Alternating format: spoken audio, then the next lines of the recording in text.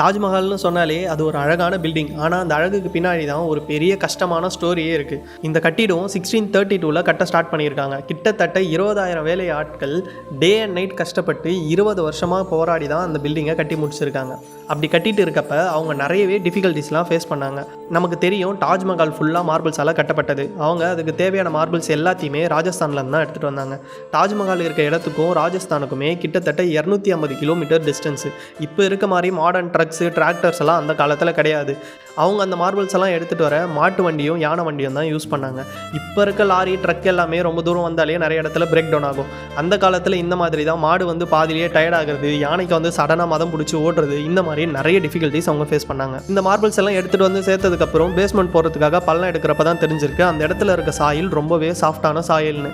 அதனால் அவங்க எக்ஸ்பெக்ட் பண்ணதை விட அதிகமாகவே பேஸ்மெண்ட் ஸ்ட்ராங்காக போடணுன்னு ஓவராக பள்ளம் எடுக்க ஆரம்பித்தாங்க. பள்ளம் எடுத்தது மட்டும் இல்லாமல் அதுக்குள்ளே பேஸ்மெண்ட்டை இன்னுமே ஸ்ட்ராங் பண்ணுறதுக்காக நிறைய துண்டுகளெல்லாம் உள்ளே போட்டு ஸ்ட்ராங் பண்ணாங்க. தாஜ்மஹாலோட ஹைட்னு பார்க்க போனோன்னா கிட்டத்தட்ட 240 அடி ஹைட் அது.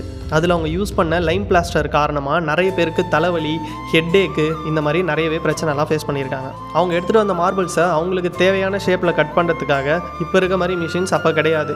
கையில் சுற்றி உளி இந்த மாதிரி பெரிய பெரிய ராடெல்லாம் வச்சு அடித்து தான் உடைச்சிருக்காங்க. அப்படி அடிக்கிறப்ப நிறைய பேருக்கு கையில் அடிபட்டிருக்கு, நிறைய இன்ஜுரிஸ்லாம் ஆயிருக்கு. அதுக்கப்புறம் ஒர்க்கை ஸ்பீடாக முடிக்கணுன்றதுக்காக நைட் ஷிஃப்ட் நிறையவே பண்ணியிருக்காங்க. இப்போ இருக்க மாதிரி மாடர்ன் லைட்ஸ் எல்லாம் அப்போ இல்லாததால் விளக்கு, தீப்பந்தம் இந்த மாதிரி வச்சு தான் ஒர்க் பண்ணியிருக்காங்க. போதுமான வெளிச்சம் இல்லாமல் கஷ்டப்பட்டு ஒர்க் பண்ணதால் நிறைய பேருக்கு கண்ணில் பிரச்சனை வந்திருக்கு. இருட்டில் தெரியாமல் உளி சுற்றி வச்சு அடிச்சிட்டு இருக்கப்ப கையில் அடிச்சுக்கிறது, இந்த மாதிரி பிரச்சனையும் நிறைய வந்திருக்கு.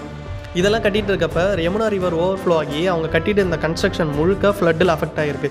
இதனால் இவங்க திரும்பவும் நிறையவே ரீஒர்க்லாம் பண்ணாங்க. இவ்வளவும் பண்ணி இவ்வளோ போராட்டத்துக்கு அப்புறம் தான் தாஜ்மஹாலை சக்ஸஸ்ஃபுல்லாக கட்டி முடித்தாங்க.